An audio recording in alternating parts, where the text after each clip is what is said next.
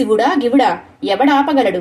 వాడి ప్రాణాలు తీయవలసిన సమయం వచ్చినప్పుడు తీసేయడం నా ధర్మం. తన చేతులలో మెరిసిపోతున్న యమపాసం పైకి తీసి విసిరి ఆ పిల్లవాడి మెడకు వేసి లాగుతున్నాడు. తండ్రి పాదాలను పట్టుకుంటున్నాను అని శివలింగాన్ని కౌగలించుకున్నాడు మార్కండేయుడు. తన ఎడమకాలి పాదంతో యమధర్మరాజు వక్షస్థలం మీద ఒక్క తన్ను తన్నేటప్పటికీ యముడు నేల మీద పడిపోయాడు.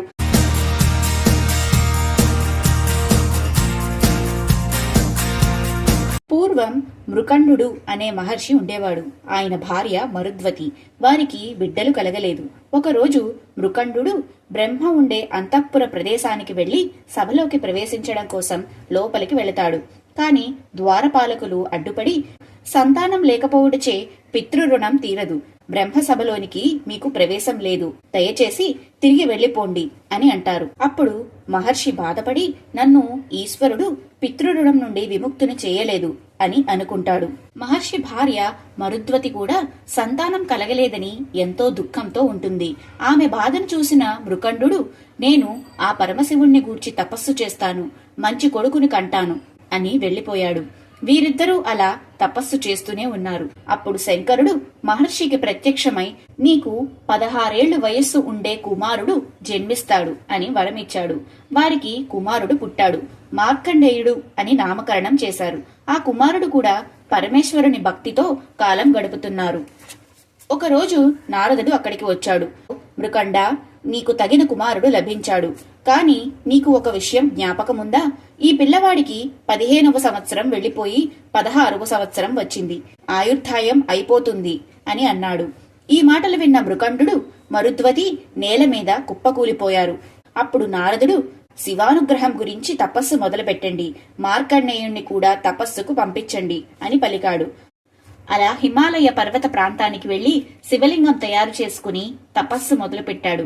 నిశ్చల భక్తితో ఆరాధన చేస్తుండగా ఆయన ప్రాణాలు తీసుకువెళ్లే సమయం ఆసన్నమైంది.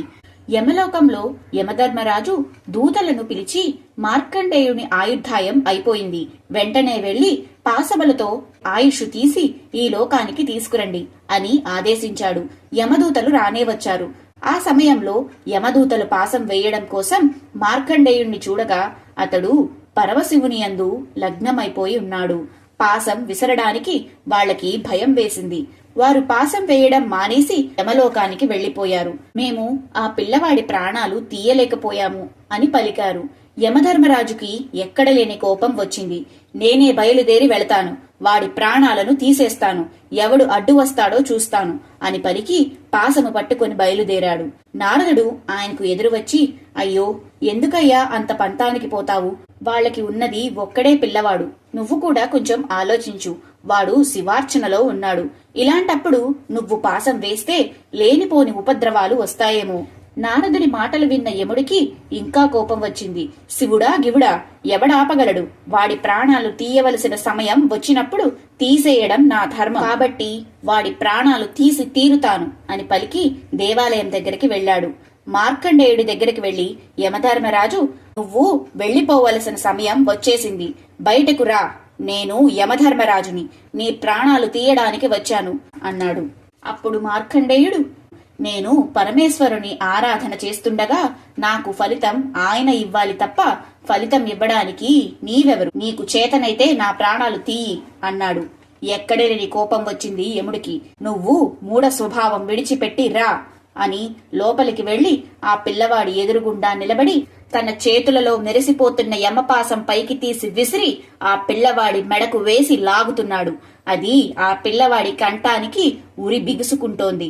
ఒక పక్క పాశం కంఠానికి ఉరుసుకుంటుంటే ఆ పిల్లవాడు భయపడకుండా శివలింగాన్ని కౌగిలించుకున్నాడు. తండ్రి సృష్టికర్త, స్థితికర్త, ప్రళయకర్త, ఆయన పాదాలు పట్టి ఉండగా ఈ యముడు నన్నేమీ చెయ్యలేడు, నేను చంద్రశేఖరుని పాదాలు పట్టుకుని ఉన్నాను అని మార్కండేయుడు చంద్రశేఖర అష్టకం మొదలుపెట్టాడు. ఇలా అడుగుతూ ఒక పక్క కంఠం జీరబోతూ అష్టకంలో 8వ శ్లోకం చెప్పి, నా తండ్రి పాదాలను పట్టుకుంటున్నాను అని శివలింగాన్ని కౌగలించుకున్నాడు మార్కండేయుడు. అప్పుడు కంఠానికి పడిన పాశం శివలింగానికి తగిలింది. అంతే, ఒక్కసారిగా శివలింగం ఫెటెల్లన పేలిపోయింది.